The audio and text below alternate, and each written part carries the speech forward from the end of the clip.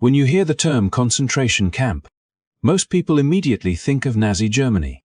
of World War, and of the horrors that unfolded across Europe. Images of barbed wire, watchtowers, and overcrowded barracks often come to mind.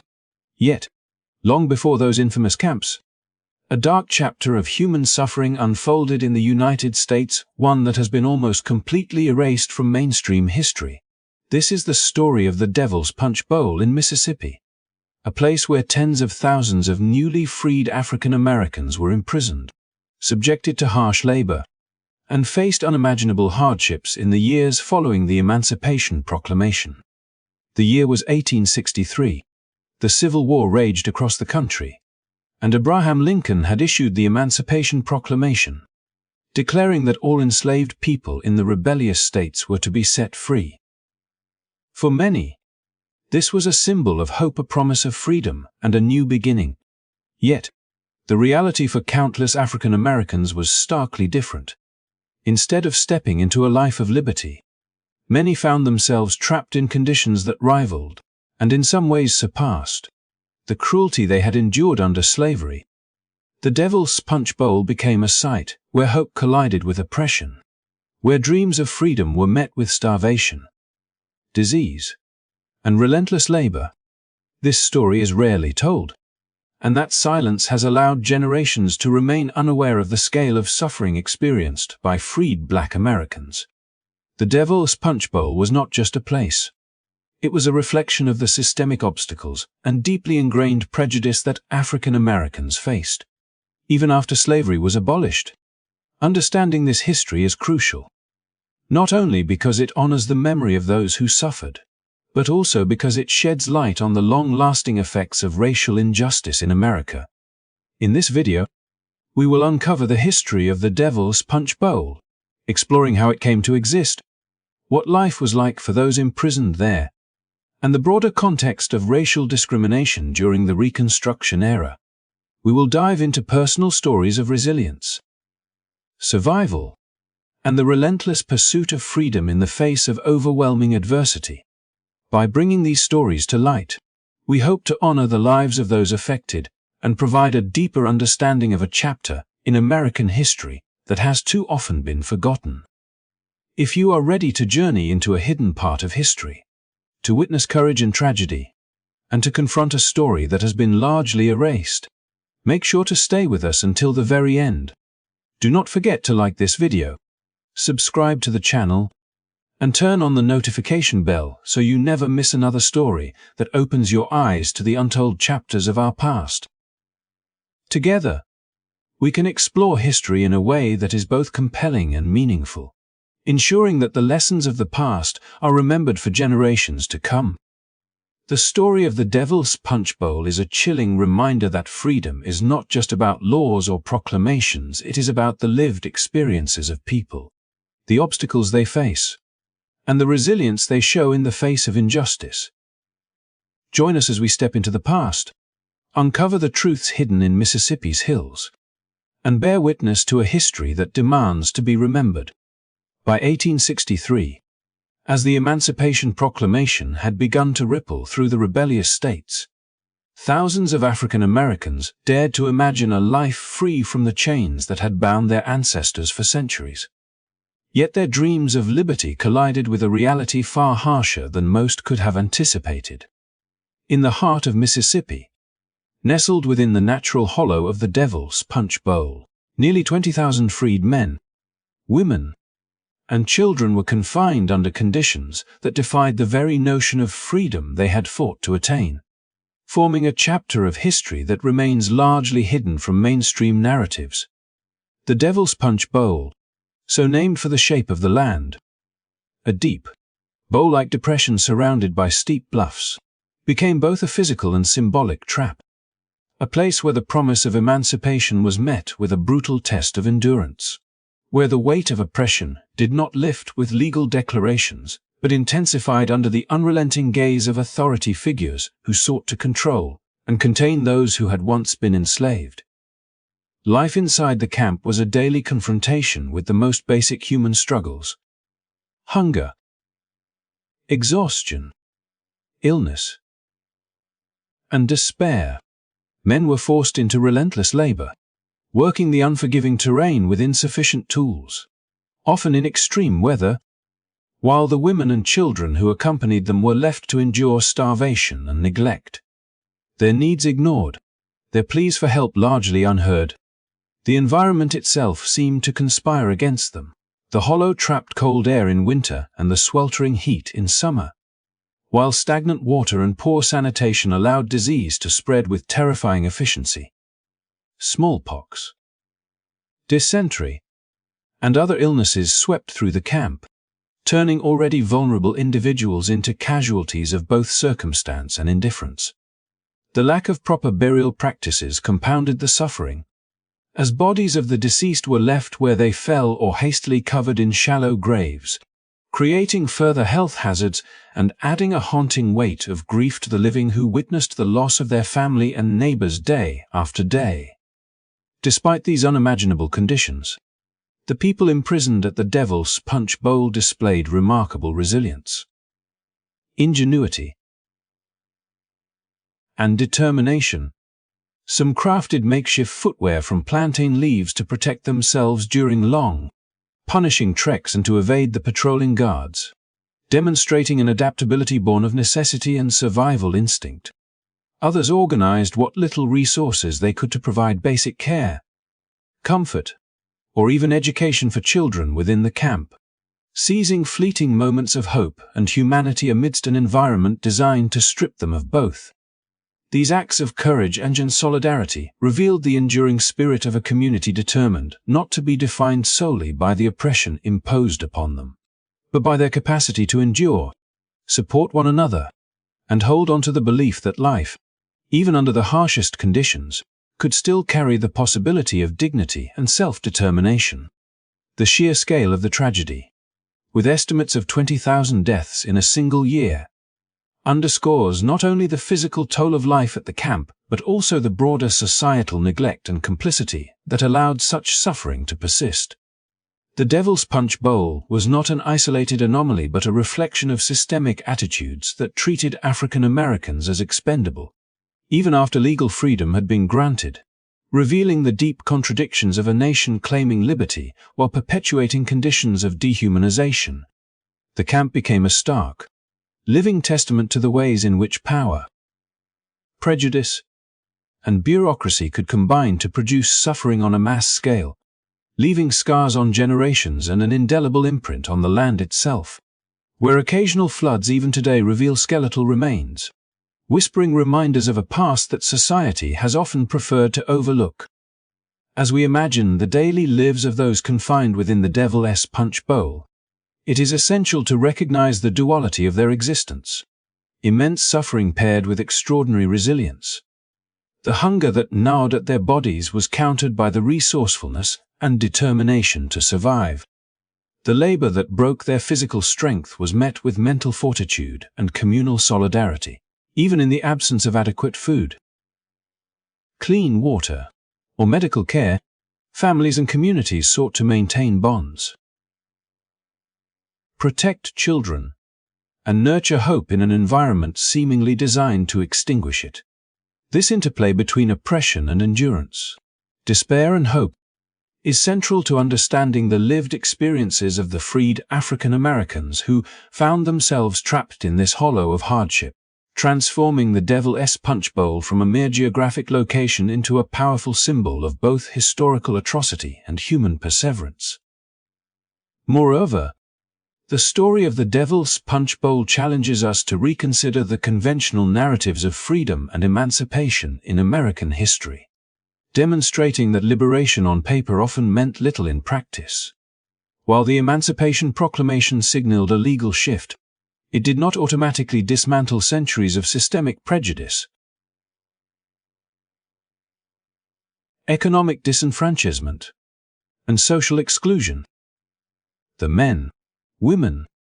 and children imprisoned at the camp were forced to navigate a world where the promises of freedom were undermined by the realities of racism and exploitation,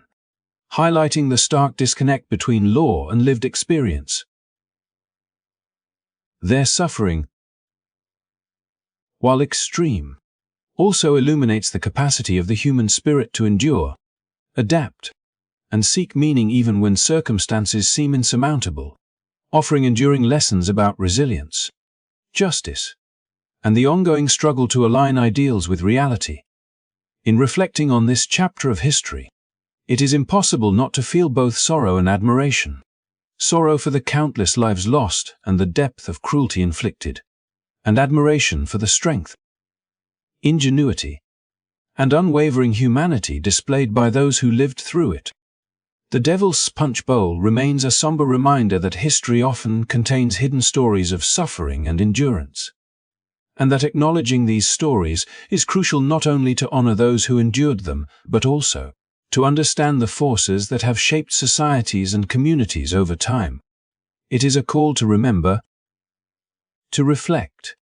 and to ensure that the legacies of courage and resilience are preserved alongside the memories of pain and injustice. Even after the Emancipation Proclamation had formally granted freedom to enslaved African Americans, the promise of liberty proved to be far more complicated and precarious than the legal text suggested, as the reality on the ground in both the North and the South revealed a society deeply entrenched in prejudice, systemic inequality, and violence. The initial hope that accompanied the decree was quickly tempered by a daily existence filled with barriers and dangers that tested the resilience of newly freed individuals in ways few had anticipated. In northern cities, where slavery had long been abolished, African Americans encountered a different but equally insidious form of oppression. Segregated schools limited educational opportunities, restricting the ability to acquire skills necessary for stable and well-paying employment, while social exclusion ensured that even basic participation in civic life was constrained by invisible yet rigid boundaries. Employers, weary of the sudden influx of black laborers and influenced by pervasive racial stereotypes, often relegated African Americans to the most menial jobs, underpaid and undervalued, maintaining a cycle of economic dependence that echoed the constraints of slavery without the overt chains. In southern states, the situation was even more dire, as the collapse of the Confederacy did little to erase the deeply rooted ideologies that had underpinned slavery for generations. Freed men and women, returning from places like the Devil's Punch Bowl or attempting to establish new lives in communities that had previously enslaved them, found themselves navigating a landscape shaped by hostility and fear. Former slaveholders, resentful of the sudden loss of their labor force and the shift in social order, often responded with intimidation, threats, and direct violence, ensuring that African Americans remained confined within social and economic hierarchies that were rigidly enforced. Physical assaults, public humiliation, and even lynchings became grim tools to reassert control and to communicate that freedom, while legally recognized, was subject to the limits imposed by those unwilling to accept equality. These acts of violence were not isolated incidents, but part of a broader strategy to maintain white supremacy, creating a climate of fear that permeated every aspect of life, from public spaces to the home. Amidst these systemic obstacles, Black communities demonstrated remarkable ingenuity and resilience, developing networks of mutual support and institutions that offered refuge, education, and opportunity where mainstream society had failed them. Churches, schools, and community organizations emerged as central pillars in the lives of African Americans,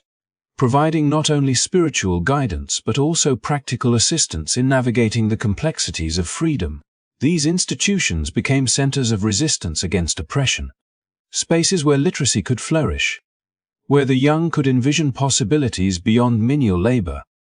and where communal bonds could strengthen in the face of persistent adversity. Yet, despite these efforts, the pervasive nature of segregation and economic exclusion imposed severe limitations on upward mobility, ensuring that the struggles for equality extended far beyond the initial emancipation. Economic exploitation continued to shape the daily experiences of Black Americans through systems like sharecropping and tenant farming, where individuals worked land they did not own, often under the supervision of those who had previously enslaved them. These arrangements, while technically voluntary, were structured in ways that kept families in cycles of debt, poverty, and dependence, eroding the sense of autonomy that emancipation was meant to provide. The disparity between the legal promise of freedom and the lived reality of constrained economic opportunity fostered frustration, disillusionment, and, at times, dangerous desperation, as families sought to navigate a world where the rules of engagement were dictated by entrenched social hierarchies. Even in communities where African Americans attempted to acquire property or start small businesses, they faced systematic barriers, from discriminatory lending practices to threats and sabotage from those unwilling to witness their advancement. The psychological toll of this sustained marginalization was profound. Living under constant threat of violence, being excluded from political and social institutions, and contending with persistent economic insecurity created an environment where fear, mistrust, and vigilance became daily companions. Families learned to negotiate spaces carefully, to cultivate alliances, and to anticipate the dangers that could erupt with little warning, all while striving to preserve dignity, identity, and a sense of hope for future generations. Education and self-improvement became acts of resistance, signaling a refusal to be defined by societal limitations and a determination to claim space, voice, and opportunity even when the broader system sought to deny them. Social exclusion extended into public life as well, as African Americans were often barred from entering certain neighborhoods, restaurants, theaters, and other spaces, reinforcing a rigid racial hierarchy that was visible in every interaction. This exclusion was not merely a matter of social discomfort, but a deliberate strategy to maintain systemic inequality, making it clear that while slavery had ended, the power dynamics that supported white dominance were far from dismantled. In such a context, every act of self-determination, every effort to educate a child, establish a business, or participate in civic life became a testament to resilience and courage, as individuals navigated a society that constantly reminded them of the limitations imposed on their freedom. Yet, even in the face of such relentless oppression, African Americans forged paths toward progress, community, and identity. The very hardships imposed upon them fostered strong familial bonds, a communal solidarity, and cultural innovation that would shape the trajectory of Black life in America for generations. Music, storytelling, religious practice, and collective action became vital tools for survival, expression, and resistance, transforming spaces of oppression into sites of cultural vitality and endurance. The contrast between the legal declaration of freedom and the pervasive limitations of post-emancipation life underscores the complexity of the African American experience in the 19th century, revealing a society in which liberation was never fully granted but had to be claimed, defended, and reimagined in the face of persistent adversity. By examining this period, it becomes clear that emancipation was not the endpoint of struggle, but the beginning of a new, and often grueling chapter, where freedom had to be negotiated in daily life against a backdrop of entrenched racism, economic exploitation, and social exclusion. The experiences of African Americans during this era illuminate both the depth of systemic barriers and the extraordinary capacity for resilience, innovation, and hope, reminding us that the pursuit of equality has always been a continuous journey shaped by courage, determination, and an unwavering belief in the possibility of a better future.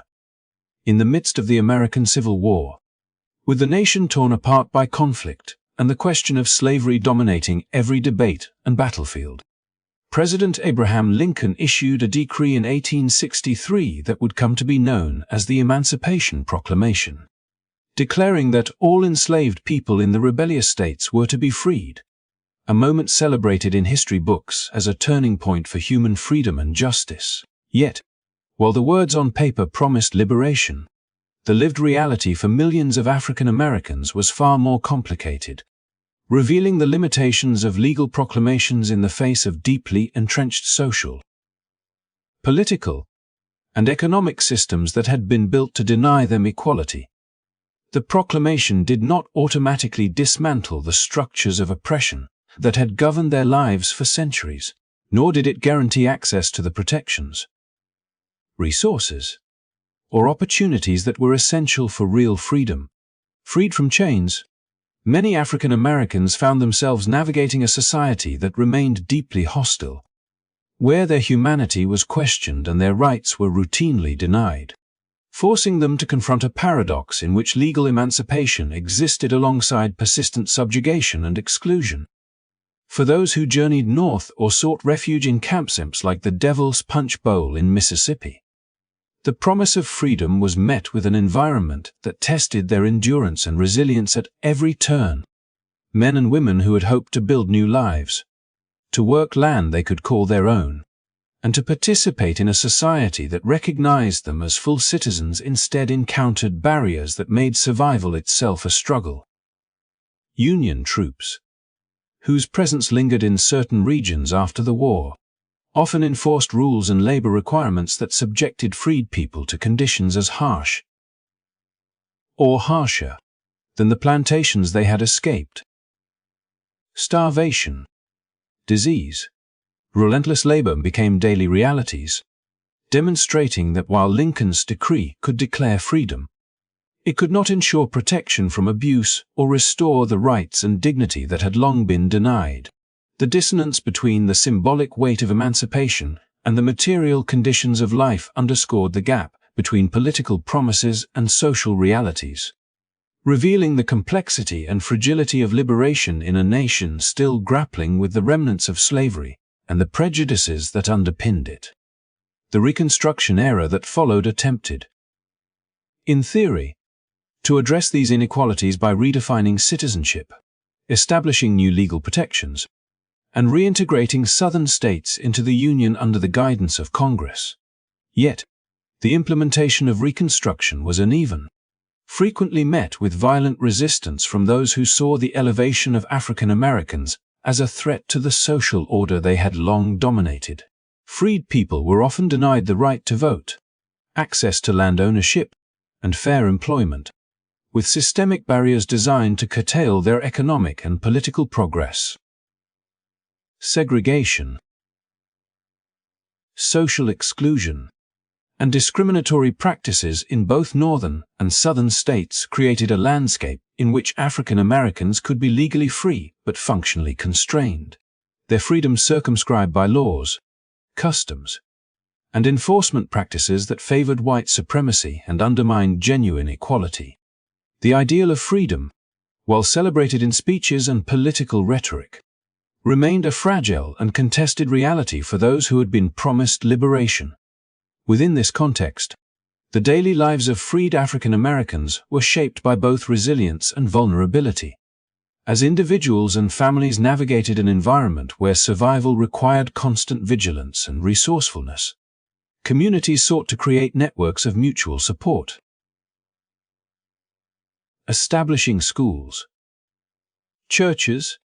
and social institutions that provided a measure of security and a foundation for progress, even as broader society continued to impose restrictions.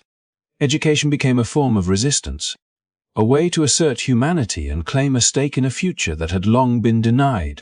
while collective efforts to secure land, employment, and political representation highlighted the determination of freed people to assert their rights despite persistent obstacles. Yet, these efforts were frequently met with resistance, intimidation, and violence, demonstrating that legal freedom alone could not erase centuries of structural inequality and social hostility. Lincoln's proclamation, while monumental in its symbolism, also reveals the limitations of leadership in the face of entrenched societal biases. The decree represented a moral and strategic decision, aimed not only at weakening the Confederacy but also at reshaping the labor and social dynamics of the war-torn nation. For African Americans, however, the moral victory of emancipation was often overshadowed by the daily realities of exclusion, exploitation, and violence. The contrast between the ideal of freedom and the reality of life after emancipation highlights the complexity of progress, illustrating that legal decrees, while necessary, are insufficient on their own to guarantee the equitable treatment, protection, and recognition that are essential for true citizenship. Despite these challenges,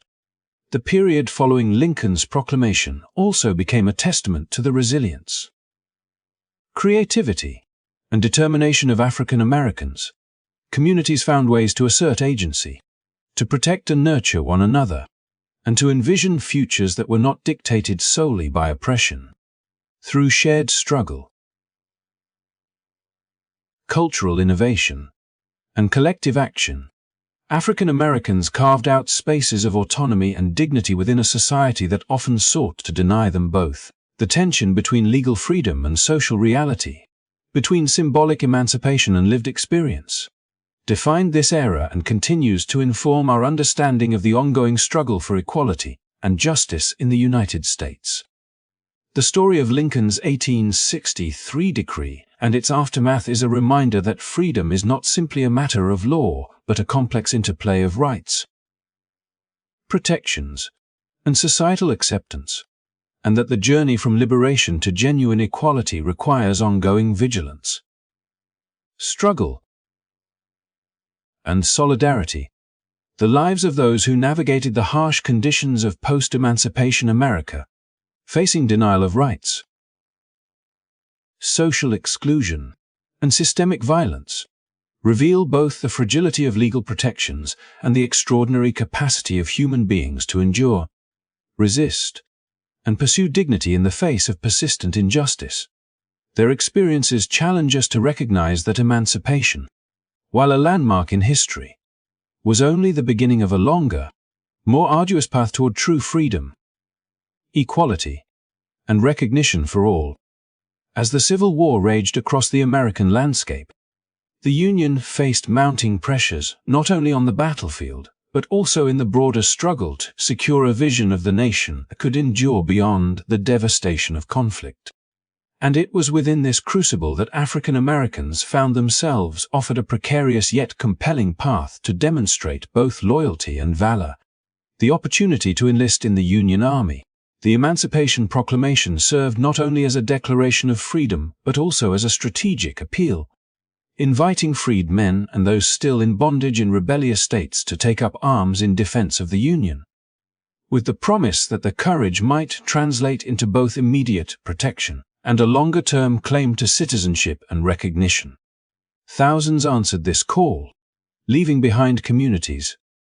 families, and the fragile safety of provisional camps, traveling to enlist in regiments where their contributions were essential to the Union's ability to turn the tide of war, yet where the risks were immense, as battlefield deaths, disease, and discrimination were constant companions to their service. In this engagement, African Americans exhibited extraordinary bravery, fighting in some of the fiercest battles of the war, enduring harsh conditions, and demonstrating a commitment to a nation that had long denied them basic human rights, often facing prejudice even within the ranks of the army, where segregation and unequal treatment were daily realities that did little to diminish their determination to serve. The stories of these soldiers and their families paint a vivid picture of courage and sacrifice.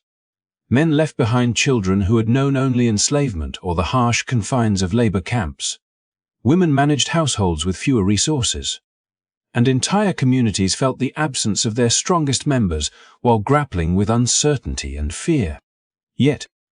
these men carried with them not only weapons, but a profound hope that their service would cement their place as full citizens. a tangible acknowledgement that the labor and blood they shed for the Union would translate into rights, protection, and social recognition in peacetime. In many, the decision to enlist was both pragmatic and aspirational, a calculated risk rooted in the belief that proving loyalty on the battlefield might finally persuade a nation that had long resisted equality to honor the humanity of those it had long dehumanized. These soldiers were, in effect, wagering their lives on the hope that bravery and sacrifice could override centuries of systemic prejudice and the inertia of social hierarchy, an act of courage that extended far beyond the immediate dangers of combat. Yet, the conclusion of the war revealed the stark dissonance between expectation and reality. Victory for the Union did not automatically result in full recognition for African Americans. Despite their indispensable contributions to the military effort, Reconstruction efforts attempted to redefine citizenship and establish legal protections. But these measures were inconsistently applied and frequently undermined by entrenched racism, violent opposition, and bureaucratic neglect. Freed men who had fought valiantly found themselves subjected to the same social exclusion. Economic marginalization, and physical threats that had characterized life before emancipation. Voting rights were curtailed, access to land ownership remained difficult, and educational opportunities were limited, often leaving families in cycles of poverty despite the sacrifices their fathers, brothers, and husbands had made on the battlefield. In communities across both North and South, the structural barriers to equality persisted, demonstrating that military service, no matter how courageous or decisive, could not alone dismantle the deeply embedded hierarchies and prejudices that governed post-war society. The emotional and psychological impact of this reality was profound. Soldiers who had risked life and limb for the Union returned home to discover that the nation for which they fought continued to view them as outsiders, their humanity acknowledged in law but denied in practice. Families who had anticipated new opportunities and a sense of security found themselves navigating a world still fraught with discrimination and danger, where their contributions were often minimized or ignored. The disconnect between the valor displayed on the battlefield and the marginalization experienced at home underscored the complexities of freedom and citizenship, revealing that emancipation and legal rights, while essential, were insufficient without societal acceptance and systemic enforcement. The paradox of fighting for a nation that still withheld full recognition illustrates a fundamental tension in American history. The gap between the ideals enshrined in political proclamations and the lived reality of those whose freedom and equality were yet to be fully realized. Nevertheless, the legacies of these soldiers endured in subtle yet powerful ways. Their service challenged prevailing stereotypes, demonstrated the capabilities and courage of African Americans, and laid the groundwork for future generations to claim rights and recognition that had been long denied. The collective memory of bravery and sacrifice became a source of communal pride and a foundation for social and political activism, inspiring movements for civil rights and equality that would span decades. The presence of African American veterans in local communities, participating in Reconstruction governance, education, and economic development, symbolized the possibility of integration and progress, even as opposition to these advances remained fierce. Through their service, these individuals not only contributed to the immediate military goals of the Union, but also carved out a narrative of dignity, resistance, and agency that would resonate through subsequent generations. The story of freed blacks in the Union Army and the post-war struggle for recognition encapsulates the broader paradox of emancipation. The legal declaration of freedom could not, by itself, ensure protection, equality, or social acceptance. The bravery of these men, juxtaposed with the obstacles they faced after the guns fell silent, reveals both the capacity for human courage and the persistence of systemic injustice. Their experiences serve as a testament to the complexity of freedom, the resilience required to claim it, and the ongoing necessity of vigilance, advocacy, and communal solidarity to transform promises on paper into lived realities. In understanding their journey, we are reminded that citizenship and equality are not simply granted but must be continuously asserted, defended, and realized through courage, perseverance, and an unwavering commitment to justice. Following the end of the Civil War, the United States entered a period known as Reconstruction, a complex and ambitious effort spanning from 1866 to 1877 that sought to reintegrate the Southern states into the Union, redefine citizenship, and create a society in which formerly enslaved African Americans could participate as free and equal members of the nation. Yet the lofty goals of this era collided with a harsh reality shaped by entrenched prejudice, economic instability, and institutional resistance that rendered the promise of equality elusive and fraught with obstacles. Reconstruction legislation, including the Reconstruction Acts and amendments to the Constitution such as the 14th and 15th Amendments, sought to establish civil rights, protect voting access, and offer pathways for African Americans to acquire land and participate in governance, presenting a vision of a South transformed by justice and inclusivity. However, these legal frameworks faced persistent opposition from white populations who viewed the elevation of freed people as a direct threat to the social order they had long dominated, generating an environment in which progress was not simply slowed but actively undermined through intimidation, violence, and systemic obstruction. In rural and urban communities alike, freed African Americans confronted economic realities that sharply curtailed the independence they had fought and hoped to claim, as widespread poverty and the collapse of the plantation economy forced many into arrangements such as sharecropping and tenant farming. These systems, while technically contractual, were structured in ways that perpetuated cycles of dependence, compelling families to work land they did not own and surrender a significant portion of their harvest to landlords who were often their former enslavers,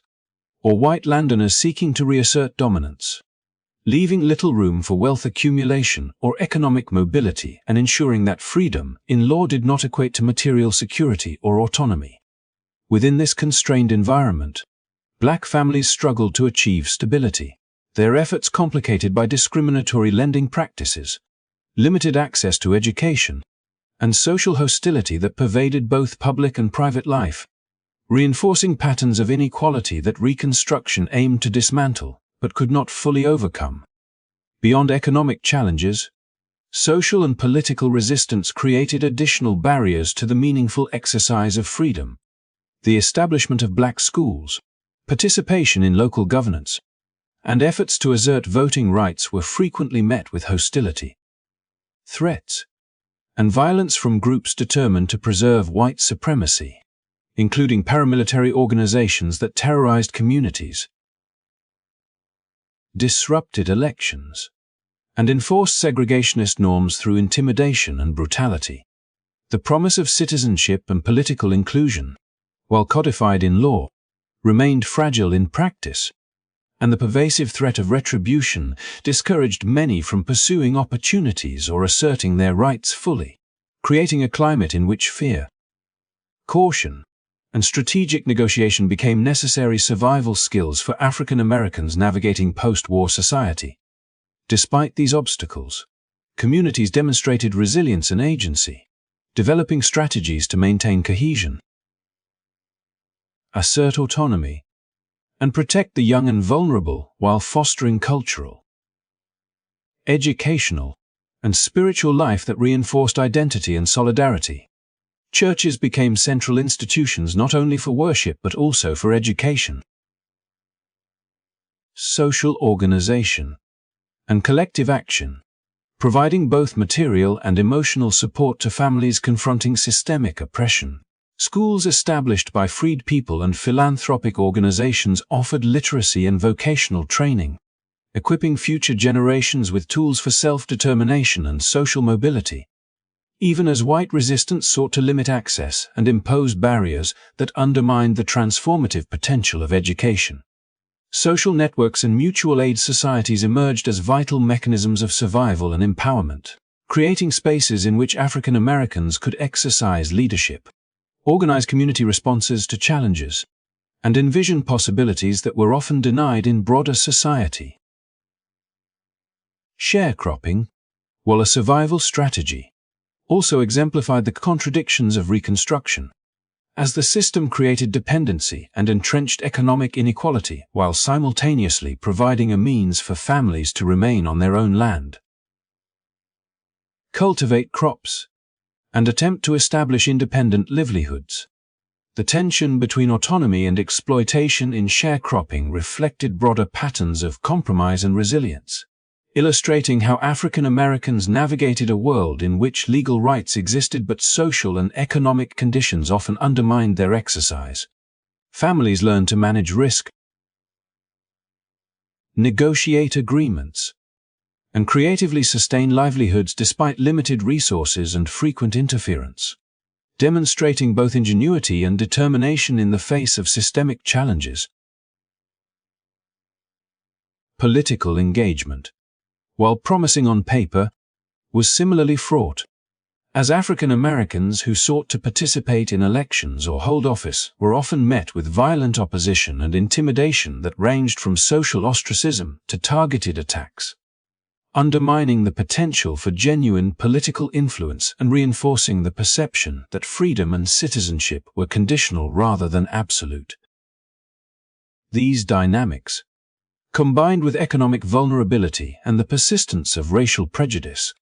created a complex landscape in which the achievements of Reconstruction were fragile,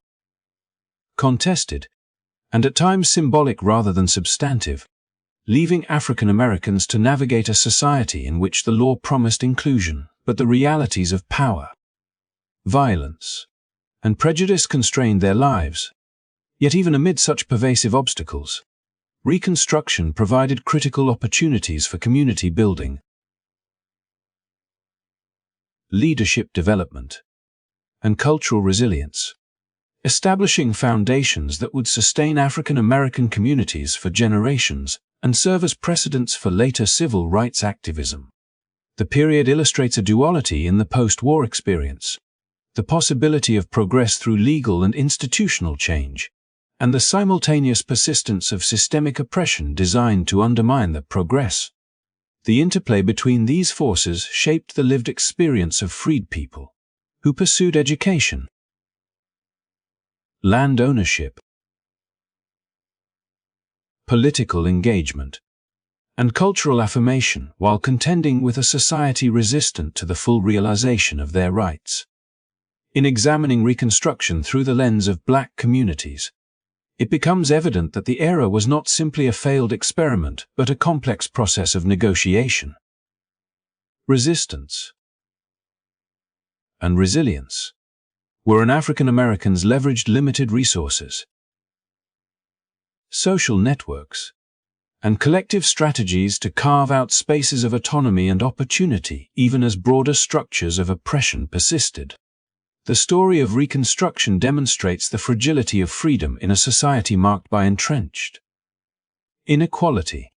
highlighting both the extraordinary resilience of Black communities and the persistent obstacles imposed by systemic racism, poverty, and violent resistance. And it serves as a critical reminder that legal and political measures alone cannot guarantee justice, equality, or social transformation without sustained societal commitment and enforcement. Nestled in the foothills of Mississippi, the Devil's Punch Bowl presented a landscape of deceptive beauty, its thick forests and steep bluffs giving an impression of serenity that masked the horrors contained within. For in 1863 this natural hollow became the site of an unimaginable ordeal for thousands of newly freed African Americans who, despite the promises of emancipation, found themselves ensnared in a world as brutal as any they had known under slavery. The Devil's Punch Bowl, named for its distinctive bowl-like shape, became a grim enclosure under the supervision of Union troops, who, rather than providing sanctuary and support for people who had suffered under the weight of bondage, transformed it into a place where suffering was amplified, where men, women, and children were subjected to conditions that tested the limits of human endurance and dignity. Within this enclosed space, prisoners faced the relentless forces of nature, exposed to harsh weather that ranged from scorching summer heat to biting winter cold, with minimal protection, inadequate shelter, and little respite from the elements. Compounding the already overwhelming challenges of survival, hunger was a constant companion, as food supplies were scarce, insufficient, and often of poor quality, leaving individuals and families to confront the gnawing pain of malnutrition that weakened their bodies and eroded their ability to perform even the most basic tasks. Women and children,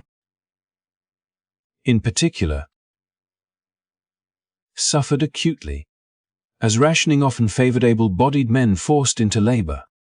while the youngest and most vulnerable were left with little to sustain their strength or stave off illness. Disease spread rapidly through the camp, exacerbated by poor hygiene, contaminated water sources, and overcrowded conditions, with outbreaks of smallpox, dysentery, and other infectious illnesses claiming lives at a staggering rate, underscoring the lethal combination of neglect, deprivation, and environmental exposure that defined life in the Punch Bowl. The mortality rate was so severe that in a single year it is estimated that more than 20,000 people perished, their lives cut short by circumstances that were both preventable and deliberately imposed. A chilling reminder that emancipation alone could not shield individuals from the systemic cruelty that persisted even after the legal end of slavery. Forced labor was a central feature of life in the Devil's Punch Bowl, as prisoners were compelled to engage in grueling tasks that ranged from construction projects to agricultural labor, often under the supervision of guards who administered harsh punishments for perceived insubordination or failure to meet expectations. Men were required to perform physically exhausting work from dawn until dusk, while women were left behind to care for children, tend to makeshift shelters, and attempt to sustain families under conditions that were barely survivable. Exhaustion, hunger, and disease combined to sap strength, making even routine activities a challenge, and the mental toll of constant surveillance, arbitrary punishment, and the ever-present threat of death created a climate of fear and despair that permeated the camp. The prisoners' humanity was systematically eroded, as every aspect of life in the Punch Bowl reinforced the subjugation and devaluation of those who had only recently been declared free, illustrating the harsh reality that freedom in name did not equate to safety, dignity, or the right to self-determination. Perhaps most haunting was the treatment of the dead, as corpses of those who succumbed to illness, malnutrition, or labor-related injuries were often left unburied or buried superficially, with prisoners themselves tasked with interment under conditions that rendered proper burial impossible. The sight and smell of decomposing bodies permeated the camp, spreading disease and deepening the psychological trauma experienced by survivors, who were forced to witness the consequences of neglect and brutality on a daily basis. Attempts to maintain even the most basic sense of decency and care for the deceased were thwarted by exhaustion, hunger, and the inhuman policies enforced by camp authorities, transforming the Devil's Punch Bowl into a landscape of collective suffering where death was both omnipresent and indifferent, a constant reminder of the fragility of life in a place designed for confinement rather than care. Historical accounts describe the desperate pleas of prisoners who, recognizing the impossibility of survival under such conditions, begged to return to former plantations or to find refuge elsewhere, only to have their requests denied, leaving them trapped in a cycle of misery that highlighted the stark failure of post-emancipation protections. The camp's design, with its enclosing bluffs and controlled access points, ensured that escape was virtually impossible, and the combination of forced labor, starvation, and exposure created a mortality rate that dwarfed most contemporary accounts of hardship, illustrating the unique and unspoken cruelty faced by these communities. Survivors, few though they were, carried with them the physical and emotional scars of the ordeal, a testament to the resilience of the human spirit, even when confronted with conditions engineered to strip away hope, agency, and life itself. Beyond the immediate suffering, the Devil's Punch Bowl represents a broader narrative about the gap between legal freedom and lived experience, revealing how systemic structures of power, prejudice, and neglect continued to define the lives of African Americans even after the formal abolition of slavery. The camp's existence underscores the dangers of proclaiming rights without providing mechanisms to protect, sustain, and enforce them, and it serves as a stark illustration of how emancipation, while transformative on paper, could be undermined by local authorities. Societal prejudice, and the absence of adequate resources or oversight. It also reflects the broader challenges faced during the Reconstruction era, where legal frameworks for equality were established but often subverted, leaving communities to contend with ongoing oppression. Economic hardship, and the psychological weight of unrelenting injustice. Remembering the Devil's Punch Bowl is essential not only as a historical record, but as a cautionary tale about the fragility of freedom when society fails to uphold the dignity, safety, and rights of its most vulnerable members. The camp's story, marked by harsh weather, malnutrition, disease,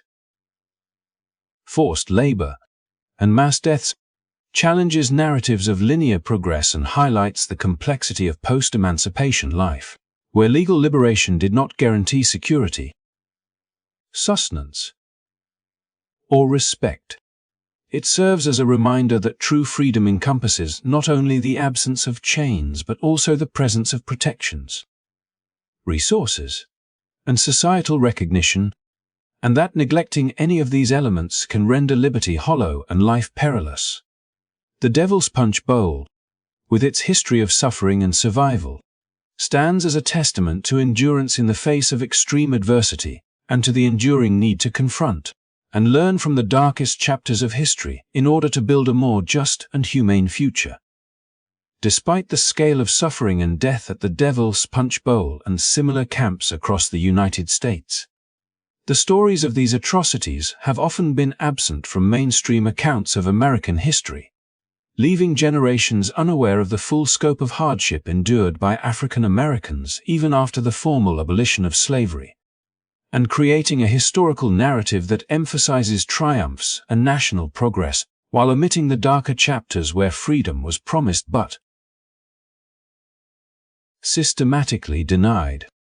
This erasure was not accidental, but a reflection of broader societal reluctance to confront the uncomfortable truths of racial violence and oppression that continued long after the Civil War. As politicians, educators, and historians often prioritized a sanitized version of history that celebrated unity and national identity over the lived experiences of those who had been enslaved and then subjected to conditions of extreme deprivation in the years that followed. Emancipation, the absence of these stories from textbooks, public discourse, and cultural memory meant that the horrors of the Devil's Punch Bowl, with its thousands of deaths, forced labor, starvation, and exposure, were largely relegated to the margins, surviving mainly in personal accounts, archival records, and the occasional scholarly investigation, leaving the general public unaware of how systemic oppression extended into the post-emancipation period. In the decades following the Civil War, African Americans who survived these camps returned to communities that were still hostile and discriminatory, encountering laws, practices, and social norms that reinforced inequality and excluded them from meaningful participation in civic life. And yet their voices and testimonies were rarely amplified in national narratives. This selective memory allowed a national mythology of liberation and progress to flourish, one that celebrated the end of slavery and the sacrifices made in the war while obscuring the brutal realities of post-war oppression. The pervasive violence that continued to target black communities, and the structural mechanisms, such as sharecropping, segregation, and voter suppression, that perpetuated cycles of disadvantage. The silence surrounding the Devil's Punch Bowl contributed to a broader cultural amnesia, in which the physical and emotional toll of confinement, forced labor, disease, and mass death became invisible in the collective consciousness, leaving historical gaps that misrepresented the true costs of freedom for African Americans and the resilience required to survive in a society that remained deeply unequal. The process of erasure was reinforced through media, education, and commemorative practices that highlighted Confederate valor, Northern heroism, or abstract ideals of freedom while minimizing or omitting the suffering experienced by freed people in camps and refugee settlements, creating a narrative tension in which the promise of emancipation existed alongside a near-total denial of the lived realities that contradicted that promise. Historians and writers who attempted to document the conditions at the Devil's Punch Bowl often faced limited access to sources, social resistance, and the challenge of persuading broader audiences to confront stories that were deeply uncomfortable and politically inconvenient. In this environment, public memory was shaped less by historical accuracy than by prevailing cultural and political priorities, and the lived experiences of those subjected to extreme deprivation and abuse were largely muted or reframed to fit narratives that were easier for the nation to accept and celebrate. Yet even as mainstream history neglected these events, personal accounts, letters, and local records preserved evidence of the suffering endured by African Americans, offering glimpses into daily life within the camps, the relentless labor, the struggle against hunger and disease, and the despair wrought by systemic neglect and indifference. Survivors' stories, though fragmented, provide insight into the human cost of a society that proclaimed freedom yet failed to protect it, revealing the resilience, ingenuity, and courage required to endure extreme adversity and maintain hope in the face of pervasive mortality and dehumanization. These narratives challenge sanitized versions of history, reminding us that the path from slavery to true freedom was neither straightforward nor guaranteed, and that understanding the full scope of African American experience requires acknowledging not only the victories, but also the hidden tragedies that shaped generations. The omission of camps like the Devil's Punch Bowl from widely accepted historical accounts also had profound social and political consequences,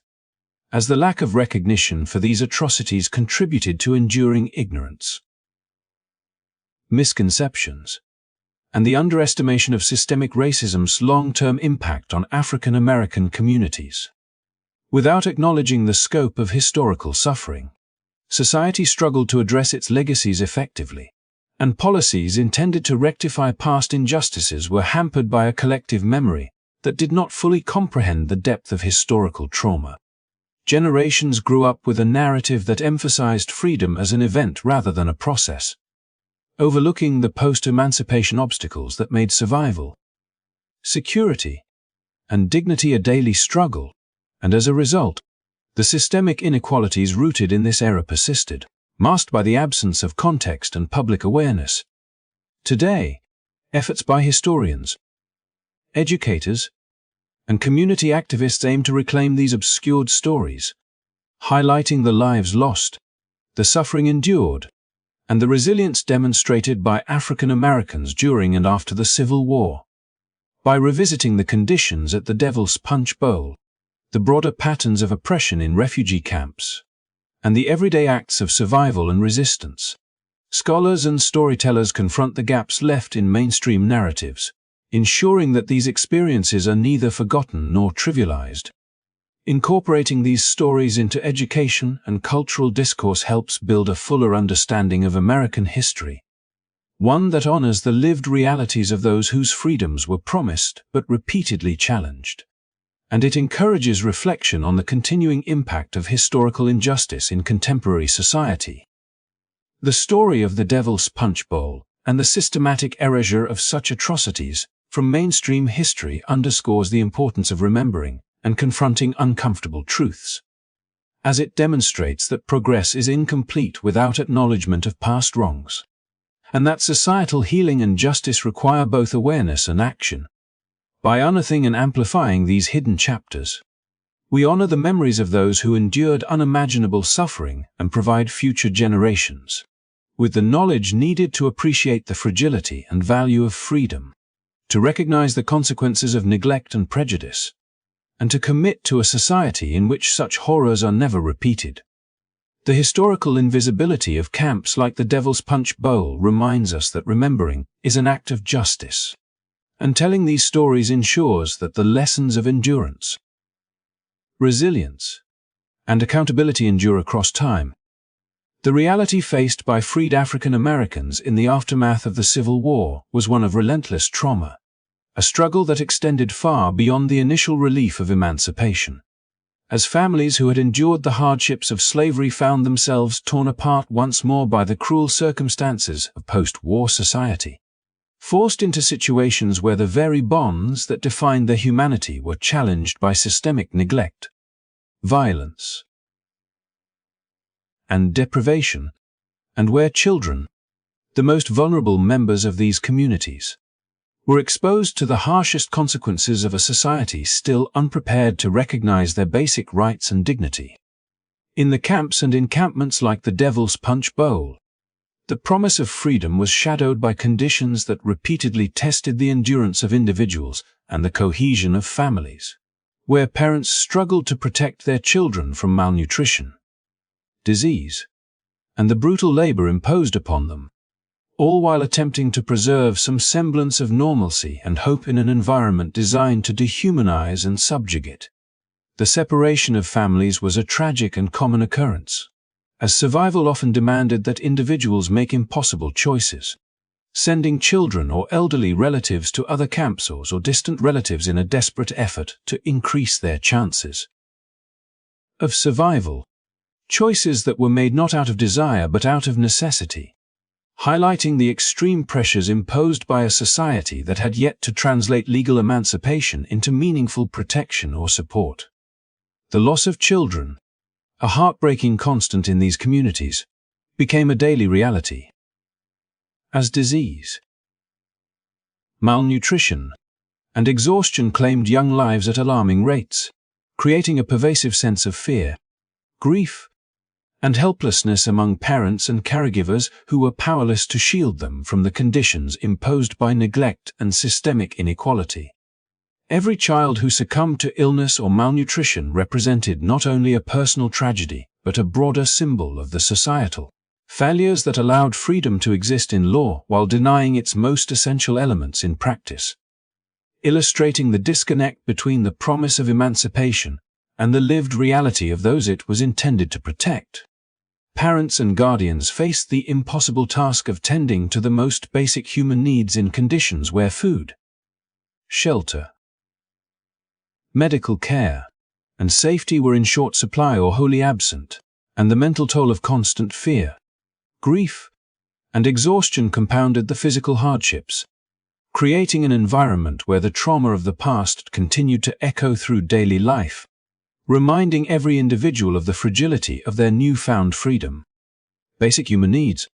the most fundamental requirements for survival and dignity, were systematically neglected, with insufficient nutrition, inadequate clothing, and exposure to the elements leaving prisoners vulnerable to illness, exhaustion, and psychological strain, conditions that were particularly acute for women, children, and the elderly, who lacked the physical resilience to withstand such hardships. Access to medical care was minimal at best, and when present, often inadequate to address the serious and chronic conditions that arose from malnutrition. Infectious diseases and injuries sustained during forced labor or from accidents within the camps, leaving countless individuals to endure suffering that could have been alleviated with basic attention and resources. Hygiene and sanitation were similarly neglected,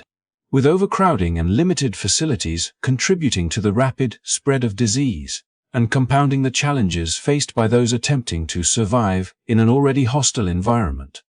Demonstrating the systematic disregard for human life and the continued subjugation of a population that had only recently been granted legal freedom. The psychological impact of these conditions was equally devastating, as the constant threat of death, separation, and abuse created an atmosphere of fear and uncertainty that permeated every aspect of life, influencing not only daily behaviors but also long-term mental health and social cohesion. Survivors of these camps often carried the scars of trauma for decades, their experiences shaping family dynamics, community structures, and cultural memory, influencing how subsequent generations understood freedom, resilience, and survival in a society that remained deeply unequal and resistant to fully integrating African Americans as equal members of the national community. Even acts of care or attempts at community building within the camps were constrained by the overwhelming pressures of survival,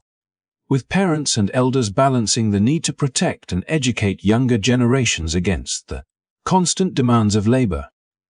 scarcity, and exposure to illness,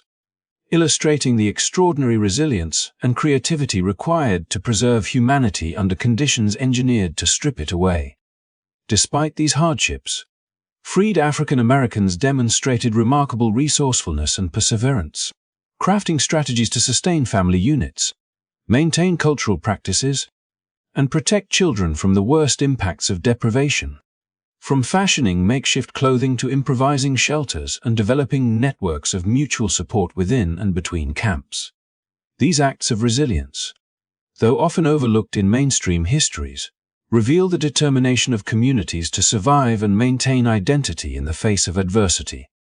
And they highlight the essential truth that emancipation, while a legal milestone, required the ongoing effort, ingenuity, and solidarity of those it ostensibly freed in order to transform from abstract promise into lived reality.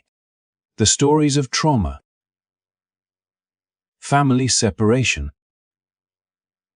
child mortality, and neglect within the camps serve as a crucial lens for understanding the limitations of post-emancipation policies and the persistent structural inequalities that shaped African American life for generations. Emphasizing that the journey from slavery to true freedom was fraught with obstacles that extended far beyond legal decrees and national proclamations. By engaging with these narratives, we gain insight into the lived experience of freedom under conditions of oppression, the extraordinary resilience required to endure systemic neglect, and the profound human cost of a society that failed to provide the most basic protections to its most vulnerable members. The trauma endured by families, the suffering of children, and the neglect of basic human needs at the Devilish Punch Bowl and similar sites remind us that freedom is not merely the absence of chains but the presence of security, sustenance, dignity, and community, and that understanding this fuller, more painful history is essential to appreciating both the fragility of liberty and the extraordinary strength required to claim and maintain it. Amid the relentless hardships, trauma, and deprivation that characterized life for freed African Americans in the post-emancipation period, some communities displayed extraordinary ingenuity and resilience, finding creative ways to survive, protect themselves, and preserve a sense of dignity in environments that sought to strip them of both. As families and neighbors collaborated to overcome the constant threats posed by disease, malnutrition, forced labor, and violence, demonstrating that even in the darkest circumstances, human resourcefulness and solidarity could forge pathways to survival and hope. One of the most striking examples of this ingenuity was the creation of makeshift footwear, a seemingly small but profoundly significant adaptation that allowed individuals, particularly children, to navigate treacherous terrain and evade capture by patrols or slave catchers, as proper shoes were often restricted or confiscated during slavery, leaving escapees and refugees vulnerable. By fashioning shoes from plantain leaves, scraps of cloth, or other available materials, communities not only addressed a basic need but also asserted a subtle form of autonomy and self-protection, transforming scarcity into a tool of resilience and resistance. These improvised solutions were emblematic of a broader pattern of adaptation, where communities continuously leveraged whatever resources were at hand to safeguard life, health, and mobility, reflecting both practical ingenuity and an enduring determination to survive against overwhelming odds. Education, too, emerged as a central pillar of community resilience, as freed African Americans recognized that knowledge was not only a means of personal empowerment but also a critical instrument for collective advancement in a society that had systematically denied them access to learning during slavery. Informal schools were established within camps and settlements,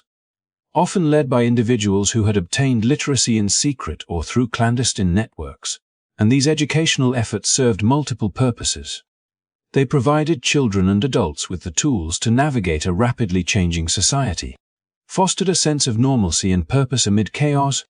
and cultivated a shared understanding of rights, history, and the broader world, all of which were essential for maintaining hope and agency in environments that threatened to render them powerless.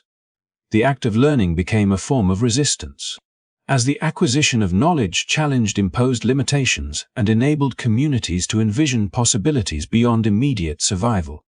instilling a sense of identity, pride, and collective memory that could not be destroyed by neglect or oppression. Communities also developed sophisticated strategies to protect themselves from constant danger, whether from hostile locals, lingering Confederate sympathizers, disease, or the harsh natural environment, relying on networks of trust, vigilance, and mutual support that allowed individuals to warn each other of threats, share scarce resources, and organize collective responses to emergencies. These protective measures were deeply intertwined with cultural practices and social structures, drawing on familial bonds, neighborhood alliances, and spiritual frameworks to reinforce solidarity and resilience, ensuring that even in the face of systematic marginalization, the social fabric of African American communities remained intact and capable of sustaining life and hope. By establishing these networks and routines, communities mitigated the risks posed by an often hostile environment, creating microcosms of safety and stability that contrasted sharply with the pervasive neglect and cruelty imposed by authorities. Furthermore, everyday acts of ingenuity, such as repurposing discarded materials for clothing, constructing rudimentary shelters to withstand inclement weather, cultivating small plots for food, and organizing collective childcare and health practices, contributed to a broader ecosystem of survival that allowed communities to endure extraordinary hardship while maintaining a sense of dignity, culture, and mutual. These adaptive strategies were not merely about meeting immediate needs but also about asserting presence and agency in a society that consistently denied them recognition as full human beings, transforming acts of survival into statements of resilience and defiance that reverberated across generations. The interplay between survival, education, and self-protection reveals a layered narrative in which freed African Americans were not passive victims but active participants in shaping their destinies, even under the shadow of systemic oppression and post-emancipation neglect. By cultivating knowledge, improvising solutions to material deprivation, and creating protective networks, communities demonstrated that freedom, while initially fragile and threatened, could be enacted in everyday life through practical ingenuity, solidarity, and courage. These efforts provided not only immediate relief but also long-term foundations for social cohesion. Cultural preservation and the assertion of rights, illustrating the multifaceted ways in which resilience manifests under extreme adversity. Even amid tragedy, these strategies of survival fostered hope, continuity, and a sense of purpose, enabling children to learn, families to maintain connection, and communities to assert their humanity in spaces deliberately designed to suppress it. The improvisation of shoes, the formation of schools,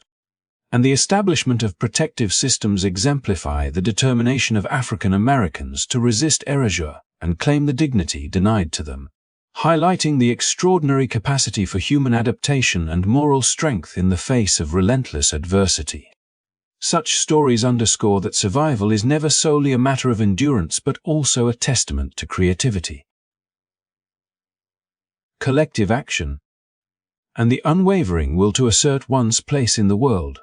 even when that world is hostile. The experiences of these communities also offer enduring lessons about the importance of agency, solidarity, and ingenuity in confronting oppression, showing that even under conditions designed to degrade and destroy, human beings can innovate, organize, and sustain hope through shared effort and creative problem-solving. They reveal that freedom is an ongoing practice rather than a singular event, requiring continual negotiation, adaptation, and assertion of one's rights and humanity, and that the legacies of such resilience continue to inform contemporary understandings of social justice, community strength, and cultural survival. By remembering and honoring these strategies of survival, we acknowledge not only the suffering endured but also the remarkable ingenuity, courage, and determination that allowed African American communities to endure, flourish, and lay the groundwork for future generations, transforming spaces of oppression into arenas of resilience and hope, and demonstrating the enduring human capacity to overcome even the most formidable challenges with creativity, solidarity, and an unyielding commitment to life and dignity. The deep-rooted systemic oppression faced by African Americans throughout the nation's history offers a stark lens through which to understand not only the immediate consequences of slavery and post-emancipation neglect, but also the enduring patterns of racial inequality that persist in contemporary, a reality that is inextricably tied to the legacies of violence, exclusion, and marginalization experienced by freed blacks in the wake of the Civil War, and which continues to shape social, political, and economic structures in ways that disadvantage communities of color while maintaining the dominance of entrenched systems of power. By examining the historical trajectory from forced labor camps, brutal neglect in places like the Devil's Punch Bowl, and systematic denial of citizenship rights during Reconstruction, to the present-day overrepresentation of African Americans in prisons, inequities in educational and economic opportunities, and the slow pace of legislative progress toward racial justice, one begins to see the connective tissue of oppression that threads through centuries of American life, revealing patterns that are deliberate, persistent, and structurally reinforced rather than isolated or accidental, demonstrating how history casts long shadows over contemporary realities. During Reconstruction, despite the legal framework ostensibly designed to integrate African Americans fully into civic and economic life, white resistance, economic exploitation through sharecropping, and widespread social hostility created conditions in which newly freed communities were denied meaningful participation in governance, denied access to property and wealth accumulation, and subjected to ongoing violence and intimidation, a combination that entrenched cycles of poverty and dependence and shaped the contours of African American life for generations. These structural inequities are mirrored in modern systems, where disproportionate policing, sentencing disparities, and economic disenfranchisement are not merely the consequences of individual prejudice, but the results of historical trajectories in which systemic barriers were normalized, institutionalized, and inherited across time, rendering structural racism a persistent and evolving reality that reflects centuries of deliberate exclusion. The overrepresentation of African Americans in prisons, for instance, can be traced back to the criminalization of black mobility, labor, and survival in the post-slavery era, including black codes, vagrancy laws, and punitive labor practices that effectively extended the conditions of slavery under the guise of legality, ensuring that free blacks remained economically exploited and socially constrained while reinforcing white supremacy. These early mechanisms of control laid the groundwork for modern disparities in incarceration, where legal frameworks, policing practices, and social prejudices continue to disproportionately target black communities, maintaining the racial hierarchies established in the 19th century and perpetuating cycles of marginalization that echo the suffering endured in camps. Forced labor and systemic neglect. Equally,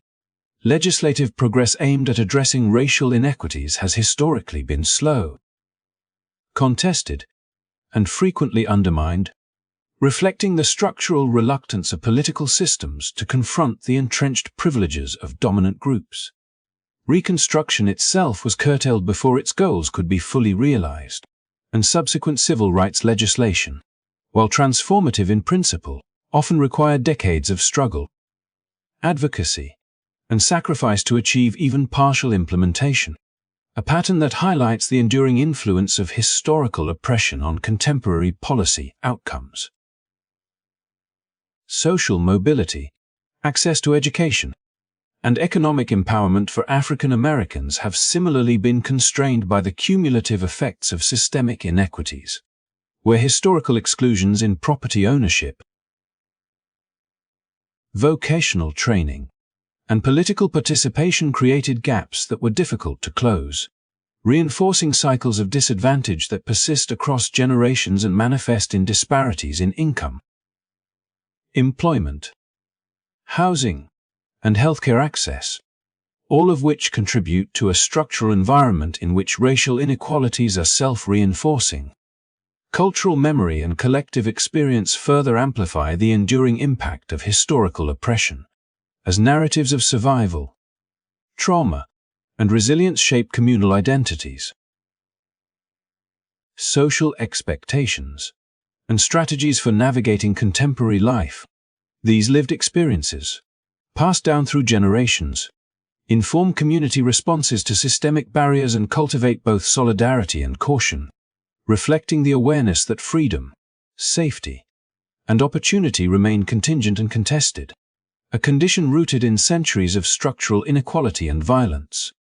The legacies of camps like the Devil's Punch Bowl, the cycles of forced labor and neglect,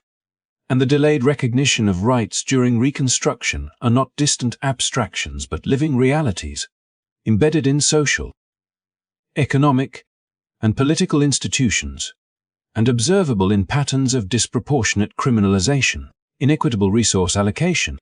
and uneven representation in governance and civic life. Understanding the persistence of racial inequalities requires recognizing that history is not merely a backdrop, but an active force shaping contemporary structures and outcomes, and that the injustices of the past, mass deaths, family separations, deprivation of rights, systemic violence, and exclusion from opportunity have cumulative effects that resonate through generations, informing societal norms, institutional behaviors, and individual experiences. By connecting the traumas of freed blacks, the structural violence of post-emancipation society, and the ongoing manifestations of inequity in modern America, one sees a continuum in which historical oppression produces measurable, enduring consequences that demand both acknowledgement and proactive intervention. The stories of historical injustice underscore the importance of contextualizing contemporary disparities within the broader arc of history, revealing how policies, practices, and societal attitudes shaped by centuries of oppression continue to influence life outcomes. Community structures and perceptions of justice. Recognizing this continuum not only deepens our understanding of present inequities, but also highlights the moral and practical imperatives for addressing systemic injustice, designing interventions that account for historical legacies, and cultivating social and institutional environments that genuinely promote equity, opportunity, and inclusion. The legacy of systemic oppression, as seen through historical camps, legal exclusion,